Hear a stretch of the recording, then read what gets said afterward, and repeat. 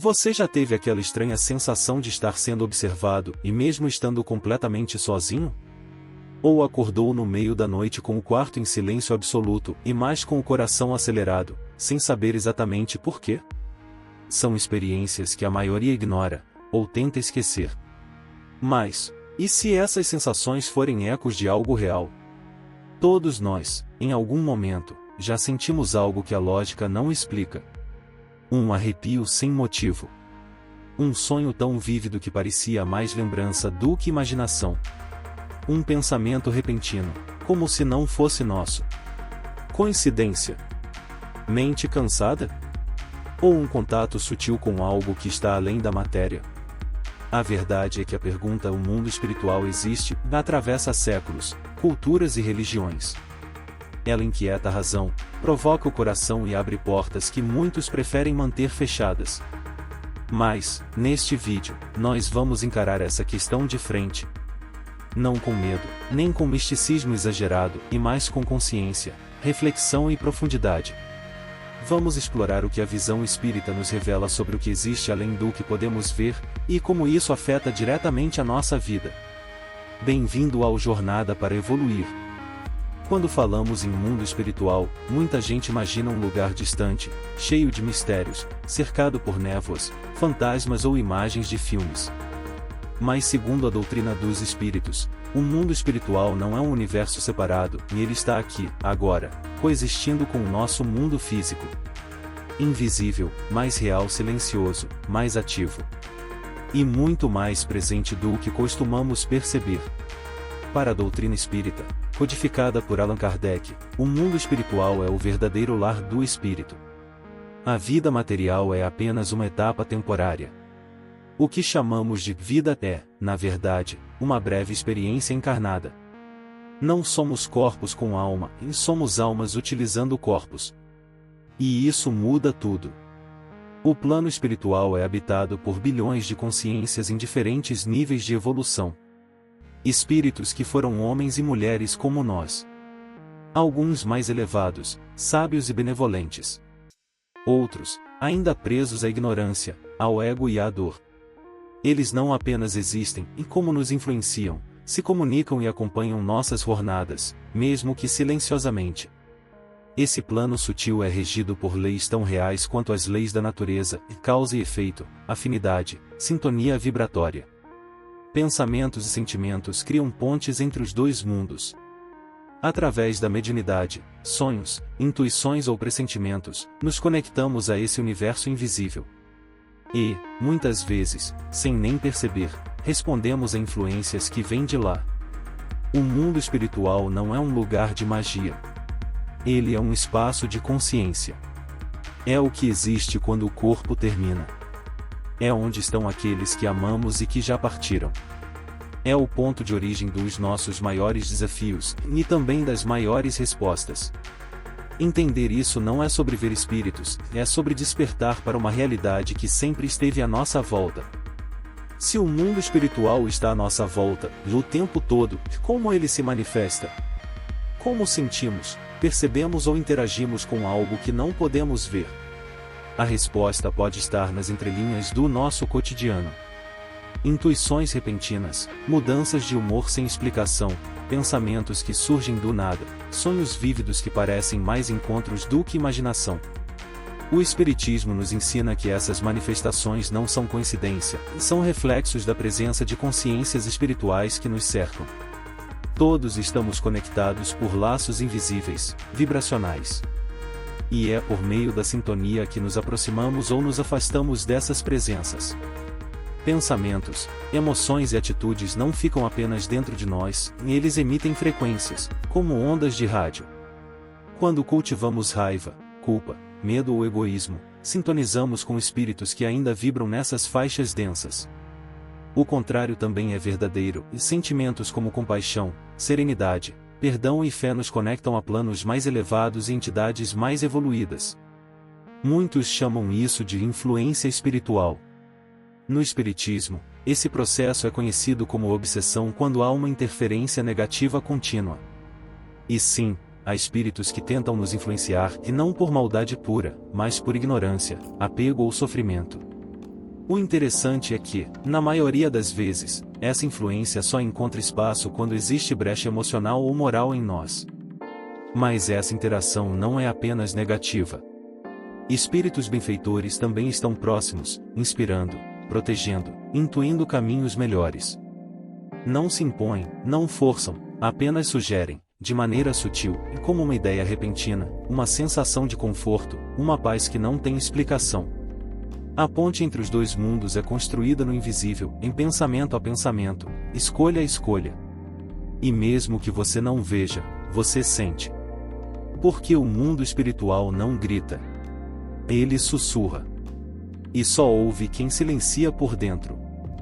Imagine uma jovem chamada Clara. Aos 32 anos, ela levava uma vida aparentemente normal, emprego estável, um relacionamento tranquilo, rotina organizada. Mas, nos bastidores, algo começou a mudar. Pequenas angústias surgiram sem motivo. Insônia persistente. Sensações de estar acompanhada mesmo estando sozinha. Pensamentos intrusivos que pareciam não vir dela. Um cansaço que nenhuma noite de sono resolvia. Procurou médicos. Fez exames. Tomou vitaminas, tentou meditação. Nada adiantava. Até que, por indicação de uma amiga, Clara visitou discretamente um centro espírita. No início, foi apenas por curiosidade, talvez desespero. Mas, durante a conversa com o orientador, algo se encaixou. Como se alguém estivesse, enfim, traduzindo o que ela sentia. Durante a reunião mediúnica, os trabalhadores do centro identificaram a presença de um espírito fortemente ligado a Clara. Não era um espírito mau, mas sim um homem profundamente magoado. Alguém que havia convivido com ela em uma vida passada, e que agora, ao reencontrá-la encarnada, ainda preso à dor e ao ressentimento, tentava se fazer presente. Não por vingança, mas por desespero. Ele não sabia partir.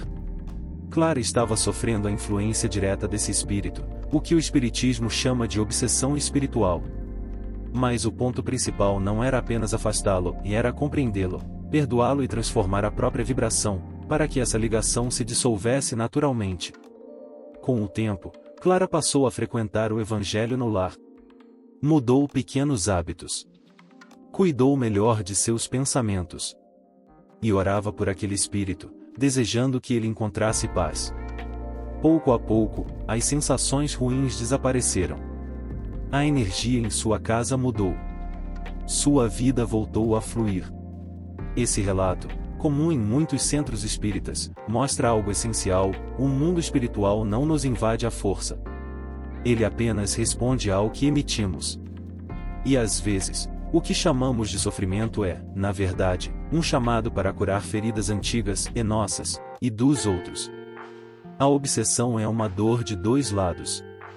E a libertação também. Muita gente acredita que perceber o mundo espiritual é algo reservado a poucos, como se apenas médiuns que veem ou ouvem espíritos tivessem algum tipo de dom especial. Mas essa visão é limitada. Segundo o Espiritismo, todos somos médiuns em diferentes graus. E a mediunidade não é uma questão de espetáculo, é de sensibilidade. Nem sempre ela se manifesta de forma visual ou sonora. Muitas vezes, a percepção espiritual vem como um sentimento sutil, uma intuição silenciosa, ou uma energia que se manifesta no ambiente, sem que saibamos explicar. Ver um espírito é apenas uma das muitas formas de interação.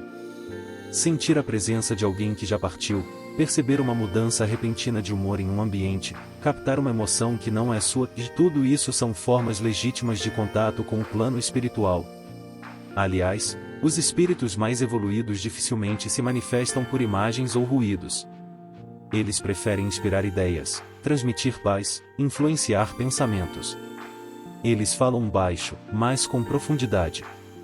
Portanto, se você nunca viu nada, isso não significa que o mundo espiritual está distante de você. Pelo contrário, ele pode estar mais próximo do que imagina. A sensibilidade não está nos olhos, mas na alma. E às vezes, é preciso fechar os olhos para sentir o que é invisível. Viver em sintonia com o mundo espiritual não significa abrir espaço para o medo, para o misticismo descontrolado ou para o sensacionalismo. Ao contrário, quanto mais consciência temos dessa conexão invisível, mais serenidade precisamos cultivar. Desenvolver uma relação saudável com o plano espiritual começa, antes de tudo, dentro de nós. A base dessa relação é vibracional. Espíritos se aproximam por afinidade.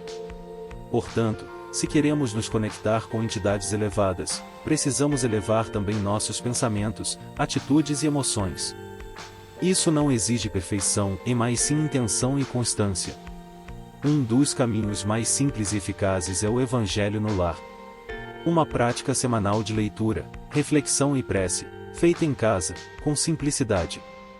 Essa prática cria um campo de proteção e equilíbrio, não só para quem participa, mas também para o ambiente. É um convite para que espíritos benevolentes se aproximem e nos auxiliem na jornada. Além disso, o autoconhecimento é uma chave essencial. Ao compreendermos nossas sombras, nossas dores e nossas tendências, nos tornamos menos vulneráveis às influências negativas. O estudo sério da espiritualidade, a prática da caridade e o cultivo da humildade são ferramentas que afinam nossa sintonia com planos mais elevados. A mediunidade, quando presente, deve ser encarada com responsabilidade, jamais como espetáculo. Tudo no mundo espiritual tem propósito e consequência. Por isso, respeitar, estudar e cuidar dessa conexão é o primeiro passo para torná-la segura e transformadora. A existência do mundo espiritual não é uma crença cega, é uma percepção que se fortalece à medida que despertamos. Ele está presente nos detalhes, nos silêncios, nas conexões que não se explicam, mas se sentem. A cada pensamento, cada escolha e cada vibração, estamos interagindo com esse plano invisível. Ele responde, reflete, acompanha. Entender o mundo espiritual não é sobre ver espíritos ou esperar manifestações extraordinárias. É sobre compreender que a vida continua além da matéria, e que somos parte de uma rede invisível de consciência, evolução e responsabilidade. Quando aceitamos essa verdade, nossas atitudes mudam. Passamos a cuidar melhor dos nossos pensamentos, das nossas intenções e da forma como caminhamos pelo mundo. Despertar para essa realidade é o primeiro passo de uma jornada sem volta. Porque uma vez que você entende que não está sozinho e nunca mais está de verdade. Se você está gostando desse assunto, curta o vídeo, inscreva-se no canal e compartilhe com quem também busca evolução. Assista ao vídeo indicado no card para aprofundar ainda mais suas reflexões. Se você chegou até aqui, é porque algo em você já respondeu a esse chamado. Sua evolução é a chave para um novo mundo. Até a próxima!